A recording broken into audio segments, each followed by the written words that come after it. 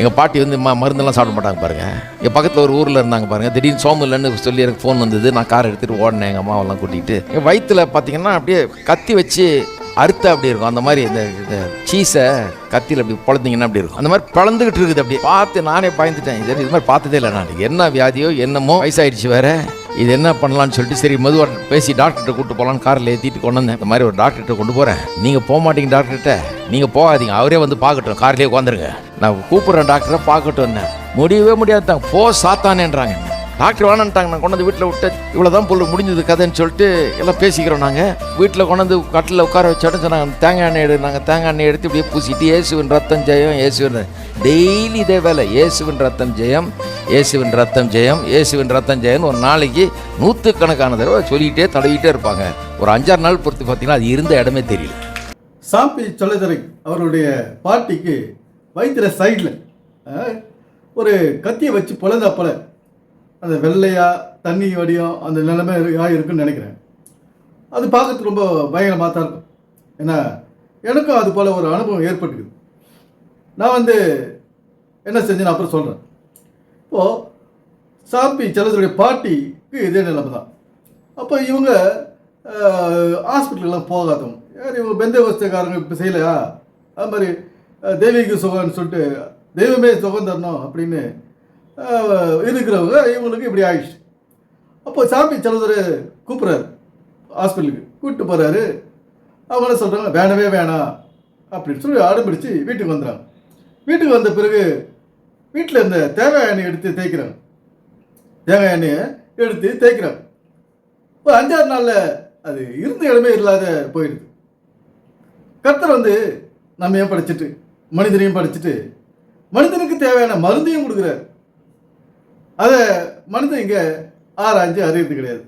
அது ஒரு அனுபவத்திலே அறியறது கிடையாது. யார் சொல்கிறது கேட்கறதும் கிடையாது. அதை நம்புறது கிடையாது. இந்த தேங்காய் எண்ணெய்ன்றது ஒரு மருந்து அப்படின்றது யாரும் நம்புறது கிடையாது. அது அப்படியா சரியானுமா அப்படின்னு கேட்குறாங்க. இப்போ சாம்பி செல்லதுரை பாட்டிக்கு சரியா போய், அதாவது மேலே உள்ள காயங்கள் இந்த மாதிரி தானாக உருவாகுறது, உடம்பில் தானாக உருவாகுறது அந்த வயிற்று பகுதியில் சைடில், இதில் தேங்காய் எண்ணெய் மூலம் சரி பண்ணலாம். அது 100% நம்ம நம்பலாம். என்னுடைய அனுபவத்திலையும் அது மாதிரி நிறைய வந்துருக்குது. இந்த மாதிரி நம்ம கால ஓட்டத்தில் நம்ம வேலை செஞ்சுக்கின்னு சாப்பிட்டுக்கின்னு ஒரு முறையில்லாத வாழ்க்கை தான் வாழறோம். ஏன்னா சமுதாயமே ஒரு முறையற்ற சமுதாயத்தை செயல்பாடு தான் இருக்குது. என்ன, நம்ம முறையற்ற வாழ்க்கையை தான் வாழறோம். அதனால இந்த பிரச்சனை. ஒரு முறையான வாழ்க்கை என்னன்னாங்க, சாப்பிட்ற நேரத்தில் சாப்பிட்டு, தூங்குற நேரத்தில் தூங்கி, உழைக்கிற நேரத்தில் உழைத்து, ஓய்வு எடுக்கிற நேரத்தில் ஓய்வு எடுக்கிறது, இதெல்லாம் முறையான வாழ்க்கை. இங்கே நம்ம அதெல்லாம் செய்யலாமா? நீங்களே சொல்லு. இந்த சரீரத்துக்கு தூங்குற நேரத்தில் நம்ம தூக்கத்தை கொடுக்கறது கிடையாது. பசி எடுக்கிற நேரத்தில் நம்ம சாப்பிட்றது கிடையாது.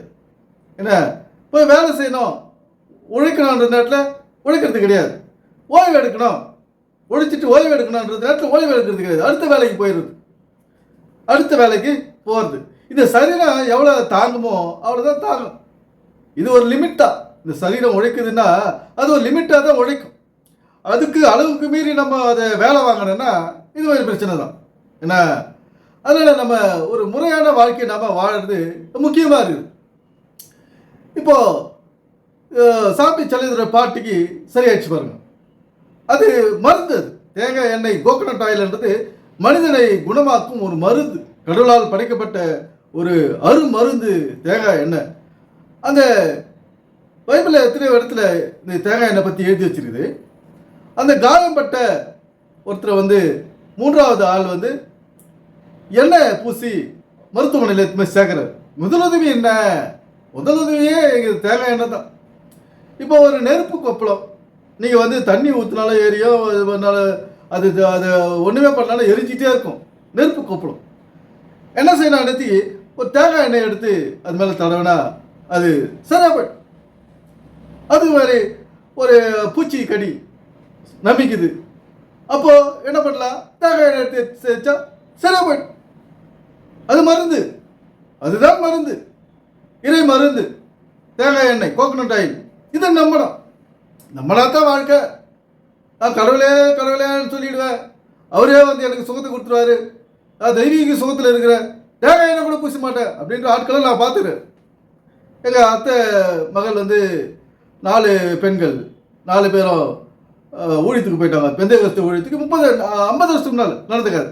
இப்போ ஒரு சின்ன பொண்ணுக்கு வந்து சின்ன பொண்ணுன்னா இப்போ அவங்களுக்கு 70 வயசு அப்படி இருக்கும்.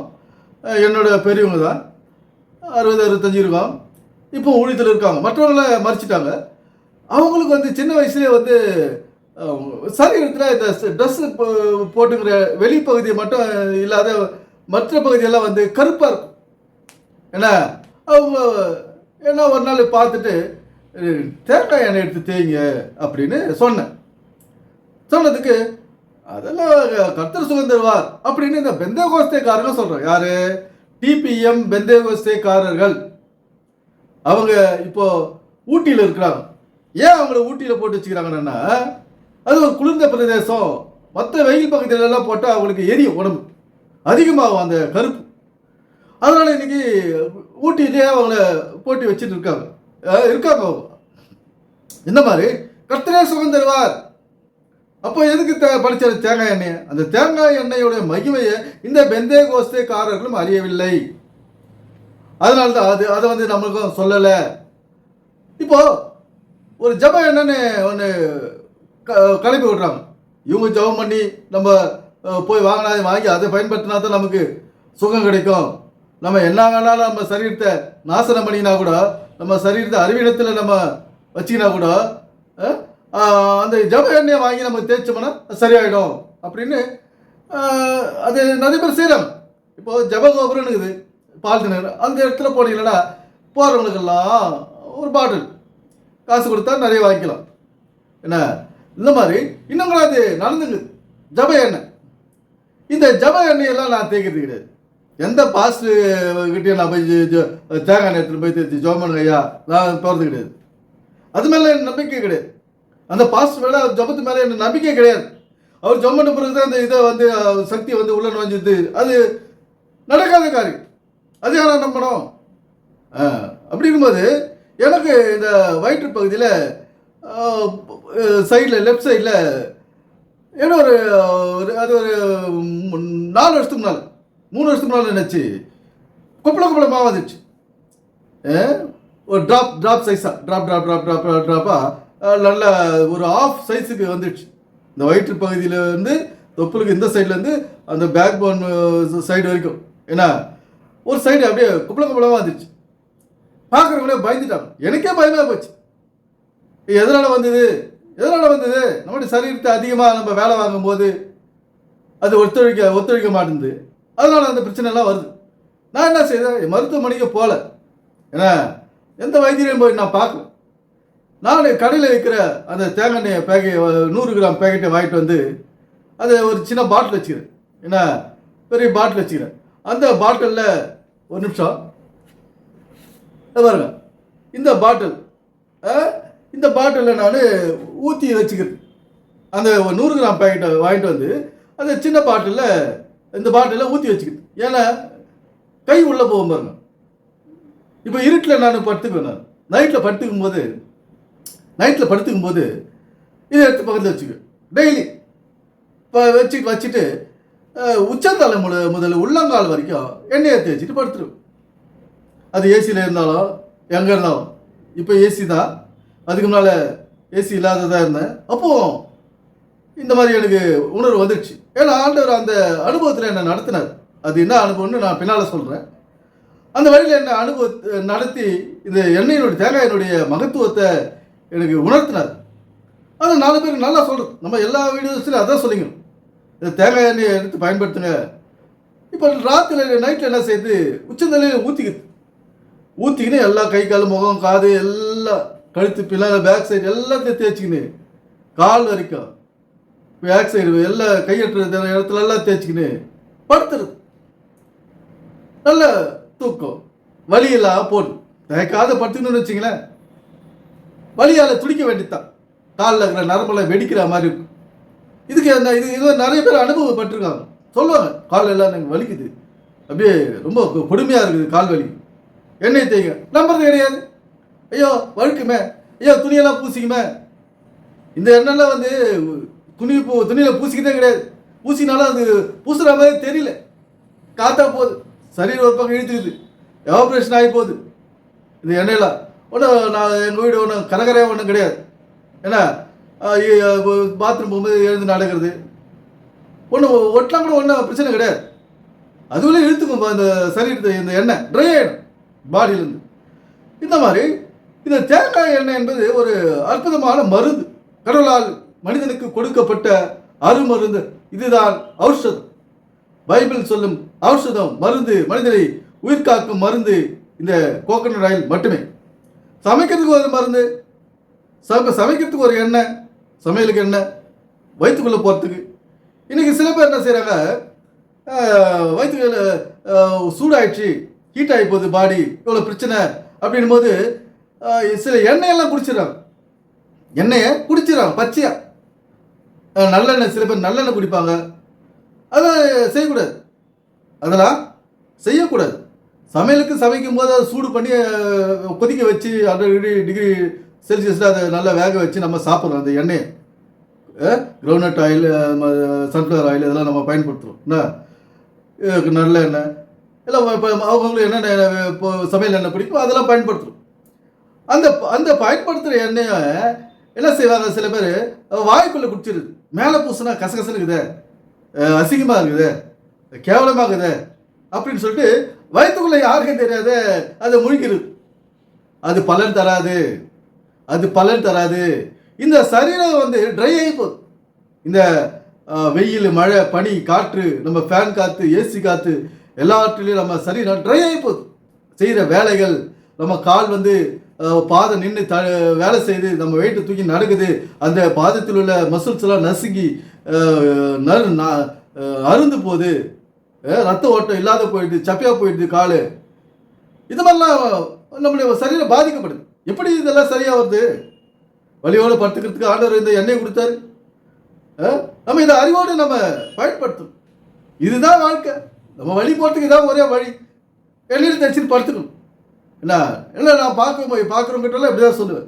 நிறைய வீடியோஸில் நான் எண்ணெய் தேய்ச்சி குளிங்க, ஆயில் பார்த்துடுங்க, வாரத்துக்கு ஒரு நாள், பெண்கள் வாரத்துக்கு ஒரு நாள் தலை குளிக்கும் போது எண்ணெயை ஊற்றி தலையில் எண்ணெய் ஊற்றணும். நான் டெய்லி தலையில் எண்ணெயை ஊற்றிட்டு தான் படுக்குது. ஏன்னா தலையில் முடியெல்லாம் எண்ணெய் தேய்ச்சிட்டு உச்சந்தலையில் எண்ணெய் ஊற்றி தான் படுக்குது. அதனால் நம்ம காப்பாற்றுறதுக்கு ஒரு மனுஷனாலே முடியாது. அதிகமாக போச்சுன்னா ஹாஸ்பிட்டலுக்கு போகலாம், அது தவறு கிடையாது. ஏன்னா ஹாஸ்பிட்டலுக்கே போகாதீங்க அப்படின்னு சொல்லுது. நம்மளால் முடியாத பட்சத்தில் அதை போகணும், முடியும். அது சில நம்ம நார்மலாக இதை செய்ய வேண்டிய வேலையை, எண்ணெய் தேய்க்கிற வேலையை செஞ்சுன்னு இருக்கணும். அதையும் தேய்ச்சி முடியலன்னு வச்சுக்கும் போது அப்போ தான் ஹாஸ்பிட்டலுக்கு போகணும். ஏன்னா அப்போ அடம்பிடிக்கக்கூடாது, ஹாஸ்பிட்டலுக்கு போக மாட்டேன். 2 மாதத்துக்கு நாள் நான் போயிட்டு வந்தேன், ரொம்ப மோசமாக இருந்தது. என்னுடைய வீடியோஸை கண்டினியூவாக பார்க்கறதுக்கு தெரியும் எவ்வளோ டல்லாக இருந்தேன், எவ்வளோ என்னுடைய குரலெல்லாம் வந்து ரொம்ப டல்லாக இருந்தது. இதெல்லாம் எப்படி நான் மீண்டு வந்தேன்? இது தேங்காய் எண்ணெய் தான். தேங்காய் எண்ணெயை நான் ஒரு நாள் விடாத வலிக்கிற இடத்துல உள்ளங்காலில் உச்சந்தலை வரைக்கும் சந்து பொந்தெல்லாம் தேய்ச்சி அது உயிர் கொடுத்தேன். உடம்புக்கு, என்னுடைய சரீரத்துக்கு உயிர் கொடுத்தேன். ஐயோ நம்ம கதை முடிஞ்சிச்சுன்னு பார்த்தேன். எப்படி கதை முடிஞ்சது? எனக்கு பயம். இந்த உள்ளுறுப்பு ஏதாவது பாதிக்கப்பட்டு போச்சா? எப்படி உள்ளுறுப்பு கிட்னி ஏதாவது ஃபெயிலியர் ஆகி போச்சா? எது ஆச்சா அது ஆச்சான்னு சொல்லிட்டு பயம். டாக்டர்கிட்ட கேட்குறேன், என்ன டெஸ்ட் பண்ணிட்டு வேறு எந்த பிரச்சனையும் இல்லை, நல்லா இருக்கு, இதை தான் சொல்கிறாங்க. எனக்கு சந்தேகம், என்னன்னா நம்மளால் நிற்க முடியல, நடக்க முடியல, ஒன்றும் பண்ண முடியல, ஒன்றும் உறுப்பெல்லாம் நல்லா இருக்குதுன்றாரு அப்படின்னு எனக்கு சந்தேகம் தான். ஆனால் பாருங்கள், அந்த ஹாஸ்பிட்டல் போயிட்டு வந்து அவங்களுடைய ட்ரீட்மெண்ட் எல்லாம் முடித்து அதுக்கப்புறம் நான் என்ன செய்தேன், எண்ணெயை தொடர்ந்து எண்ணெயை தேய்க்க ஆரம்பித்தேன். ஏன்னா இதை வந்து நான் வந்து எப்படி ஒரு 15 வருஷத்துக்கு மேலே டெய்லி எண்ணெய் தேய்ச்சிக்கிறேன். அதனால தான் நான் உயிர் வாழ முடியுது. இவ்வளோ வேலைகள் மத்தியிலையும் நான் உயிர் வாழறேன்னா இதனால தான். இவ்வளோ பேசுகிறேன், தைரியமாக மக்களுக்கு இதை பற்றி சொல்கிறேன்னா இந்த எண்ணெய் தேய்ச்சி நான் பெற்றுக்கொண்டு இருக்கிற ஆரோக்கியத்தினால தான் நான் தைரியமாக பேசுகிறேன். இந்த பைபிள் இந்த எண்ணெயை தேய்ச்சிக்கோ, சுகத்தை பெற்றுக்கொண்டு கர்த்தரும் இதுக்கு தான் இந்த தேங்காய் எண்ணெயை படித்தார். இந்த அருமருந்தாகிய தேங்காய் எண்ணெயை நாம் பயன்படுத்தி ஆரோக்கியமாய் வாழ்வோம் என்று கேட்டுக்கொண்டு இந்த வீடியோவை முழுமையாக பாருங்கள். நன்றி, வணக்கம் நண்பர்களே.